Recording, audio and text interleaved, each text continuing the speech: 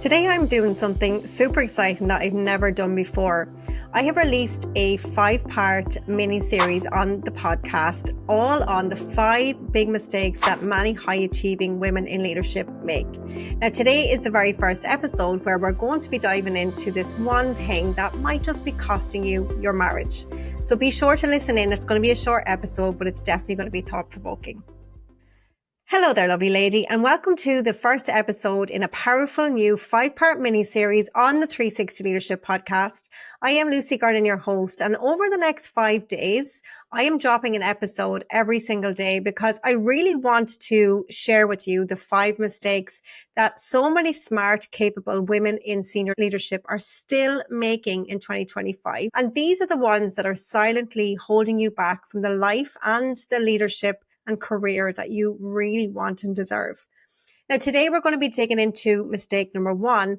And I have to be vulnerable here and say that I'm calling this out because I made it myself and it nearly cost me my marriage, my mental health, and moments that I'll never get back from my children.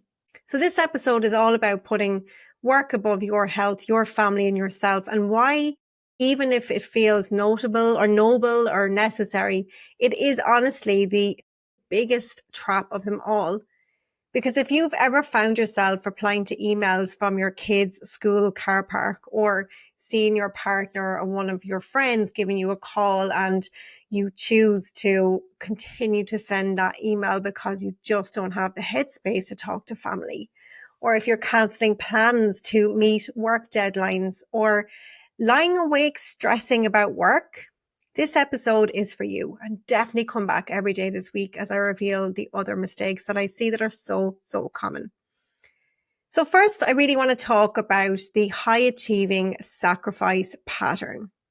Now, full disclosure, I am just like you. I am a high achiever. I love to achieve. In fact, my number 1 strength in the Gallup strengths profile is achieving, which is why I'm such a great coach, because if you tell me your goals, I will be there to give you the quickest, easiest way to get there and hold you accountable, because I get such a buzz from achieving. But on the downside of that, one of my biggest saboteurs in terms of my mindset is my need to achieve, right? So it's a double-edged sword. It's like, you want to achieve, you want to do great things, you want to contribute, you want to make an impact, you want to feel like you're contributing to something bigger than yourself. Well, I know I do anyway.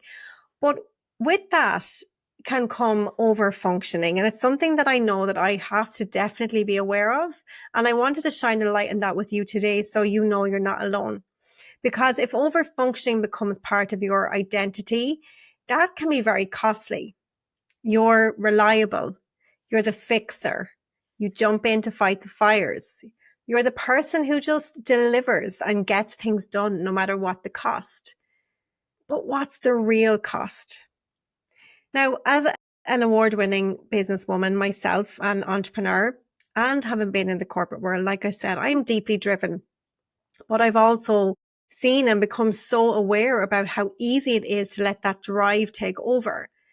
There have been times, especially when things get really busy in the business, where my focus on work has created a real strain on my marriage. And I'm so self-aware now that I notice my emotional intelligence is quite high with myself. I always want to be better. So I do catch myself, but I do find it's such a pull between wanting to achieve and to be professional and to get that job satisfaction about what you're doing in your career, versus also, making space for the ones that you say you're doing it all for, right? So I know now I actively choose to make space for my husband to nurture our relationship. And if I don't, I feel the ripple effect. I see the look on his face when he sees me on my phone, or if he pops into the office to say hi and I'm like, not now, I'm working. That creates disconnection. It creates tension and a real sense of guilt for me that I'm not fully present. So it's a conversation I wanted to bring up here on the show, because it is something many high achieving women struggle with, is like stopping the drive, right? And I've had this conversation with my clients too, ambitious women who love their families and partners fiercely, but feels really like no one really gets the mental load that they carry. And the truth is, ambition it does come with invisible costs, and no one warns you how isolating that can feel from the ones that you love. And I want to share a story about one of my clients, Grania in 360 Leaders Club, and she was doing it all as well. Now, she never said anything to me about her marriage, by the way, just a side note, okay? That's totally personal. I have no idea what was going on in her personal life. But I do know that what she shared with me was that she was constantly in meetings. She was picking up the slack. She was second guessing herself, and she was sacrificing precious family time until she came to work with me. And after less than 4 months, she turned everything around dramatically. Her CEO actually commended her for restructuring and setting boundaries and saying no. And it was a huge wake up call for her.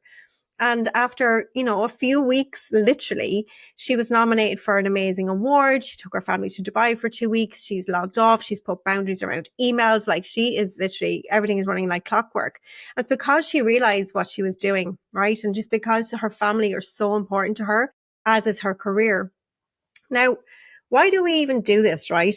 The thing is that it's not about time management. It's actually about our identity, our conditioning and fear. And many women feel guilty for prioritizing themselves. I hear it all the time when women come, my lovely podcast listeners, when you guys come to work with me, a lot of guilt comes up about investing in yourself, right? Because we don't tend to prioritize ourselves until you come into my world, and then you'll be all about prioritizing yourself. Or you might have this huge limiting belief, huge, that if you take a step back, everything is going to fall apart. But here's what I teach inside 360. And again, we do this all of the time. It's all about boundaries. It's all about bringing you back when you go off track, because we do go off track, right? That's why I created 360. Boundaries are not walls. They're structures that protect what matters most, right? You have got to set boundaries, and you really, really, really do. You've got to set boundaries, or you're going to burn out and it's going to cost you your relationships. So if you notice this kind of pattern, right, this is something to pay attention to. You might feel guilty about taking breaks. You might reward yourself with rest only after you've burnt out and you've done the thing. You might not give yourself any time during the week, and you might spend all weekend recuperating then just to get ready to do it all again Monday to Friday, right? You might find it hard to say no even when you're maxed out, and you're probably getting praised for being the one who holds it all together. But it's actually that praise and that external validation that's keeping you stuck. If this is you, lovely lady, please hear me. You are not failing. You're just following an old pattern that is not serving you. And patterns can be changed. So what you can do is you can start small. Start with 1% shifts, one protected evening a week, one thing you delegate, one boundary you actually stick to. And inside 360 Leaders Club, we coach women to design leadership rhythms that actually protect your health, your family, and your ambitions, because there is no role, there is no title, there is no salary, there is no accolades that are ever going to be worth your peace, that are ever going to be worth your well-being, or ever going to be worth your time, okay? You get to do it all. So that is the first mistake. Please don't allow that to creep in. And if it is, don't judge yourself, okay? Don't judge yourself. Self-awareness is the first step.